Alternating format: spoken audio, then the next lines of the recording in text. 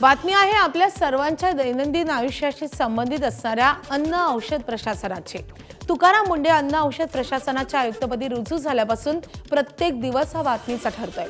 बेधडक कारवाईमुळे आता तुकाराम मुंढेंना हायकोर्टाने फैलावर घेतले।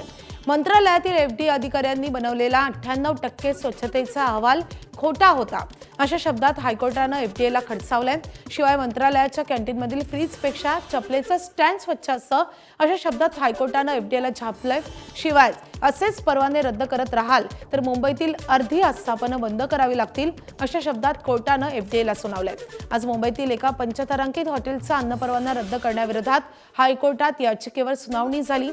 यावेळी केवळ खासगी आस्थापनांवरच कारवाई नको असं स्पष्ट करत एफडीएच्या कारवाईच्या पद्धतीवर हायकोर्टाने प्रश्नचिन्ह उपस्थित केलं होतं।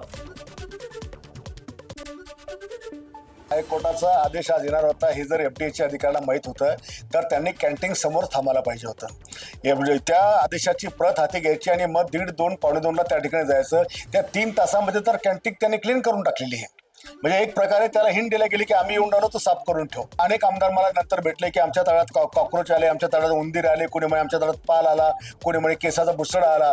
79 काढल्यानंतर त्याला 2 महिन्यात क्लीन चिट कशी मिळते?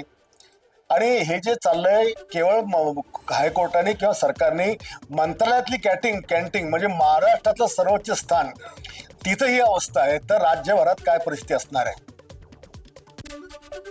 दरम्यान हायकोर्टाने एफडीएला नेमकं कसं सुनावलंय आपण पाहूयात। वकिलांच्या पथकाकडून मंत्रालयाच्या तिन्ही कॅन्टीनचा अहवाल सादर करण्यात आलाय। पथकाने केलेल्या मंत्रालयाच्या तपासणीत अनेक त्रुटी आढळल्या आहेत। चप्पलचा स्टँड कॅन्टीनच्या फ्रीजपेक्षा बरा अशी टिप्पणी कोर्टाने केली आहे। तर फ्रीजचा डिफ्रॉस्ट अतिशय घाणेरड्या अवस्थेत असल्याचे कोर्टाने नमूद केलंय। मंत्रालयातील उपाहारगृहात 98% नियमांची पूर्तता हा अहवाल खोटा असल्याचं कोर्टाने म्हटलंय। मंत्रालयातील उपाहारगृहाला देखील नोटीस देण्याच्या सूचना त्यांनी दिल्यात। याचिकाकर्त्याचा परवाना रद्द करण्याऐवजी इम्प्रूव्हमेंट नोटीस देण्याचे एफडीए कडून मान्य करण्यात आलंय।